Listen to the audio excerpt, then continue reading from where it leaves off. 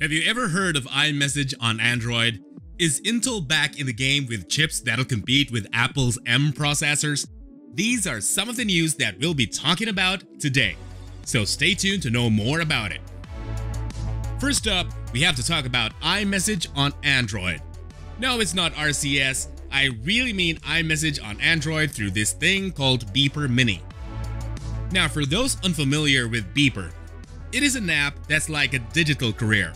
It aims to put all your messages across different messaging apps into a single one. Have you ever experienced being confused by all the messaging apps you use from day to day? I, for instance, use WhatsApp, Discord, Slack, iMessage, and email every single day. And that's what Beeper is trying to solve. They just recently made something work. iMessage on Android. That's what Beeper Mini is all about. The best part about it, the 16-year-old reverse engineered the iMessage protocol and is essentially the one who made all this possible.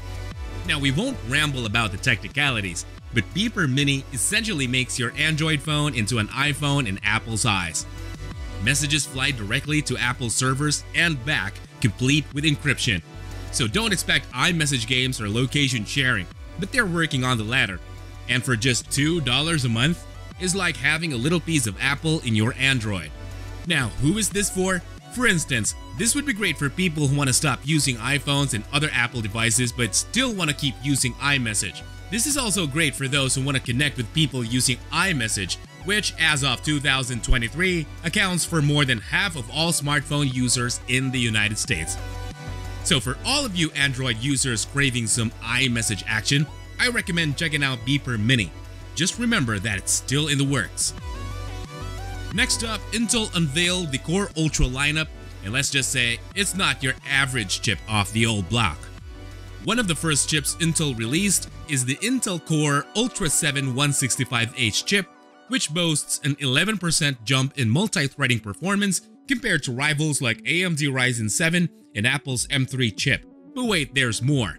Like Apple's M chips, Core Ultra chips are also much more power efficient, cutting down consumption by 25% compared to its predecessor and leaving AMD's offer in the dust in terms of power efficiency.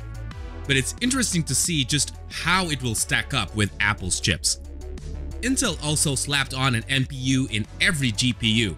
This means AI-powered tasks like background blur and eye tracking will work much smoother. But if you're looking for more power, they also have the Core Ultra 9 185H, which has 16 cores and a 5.1 GHz boost clock. This powerhouse is like a high-tech Swiss Army knife packed with an ARC GPU and ready for anything from AI to ray tracing. And we already got a lineup of laptops that'll receive the Core Ultra treatment, which are MSI's Prestige series, Asus ZenBook, Samsung's Galaxy Book, Lenovo's ThinkPad and IdeaPad, and Acer SwiftGo and Predator Triton. And of course, prices will vary, but you can expect to spend a bit more. In a twist that might feel like a plot twist from their own games, Naughty Dog has officially pulled the plug on their much anticipated multiplayer game set in The Last of Us universe. Yep, you heard that right. It's a no-go for The Last of Us Online. So to get you up to speed, Naughty Dog had been nurturing this multiplayer game while juggling the development of The Last of Us Part 2. They were pretty jazzed about where it was heading, but then came the big decision. To make The Last of Us Online a reality, they'd have to drop everything else into supporting it post-launch. We're talking about years of focus here. But what's the cost if they just continued making the game? Well, it would have meant kissing goodbye to creating new single-player adventures. And let's face it, those epic single-player narratives are Naughty Dog's bread and butter. So they stood at a crossroads. Either morph into a live service game studio or stick to their storytelling roots. And yes, they chose the latter. Now, on a related note, a reason why GTA 6 took so long to be announced and is taking more time to be developed might be because Rockstar is also keeping GTA 5 Online alive. Here's the thing though, Naughty Dog's not leaving us high and dry, since they've got not one, but more than one big single-player titles up their sleeve.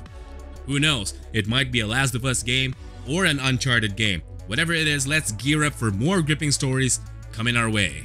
But for those craving more fun from The Last of Us world, mark your calendars. Sony and Naughty Dog are dropping The Last of Us Part 2 Remastered on January 19th, 2024.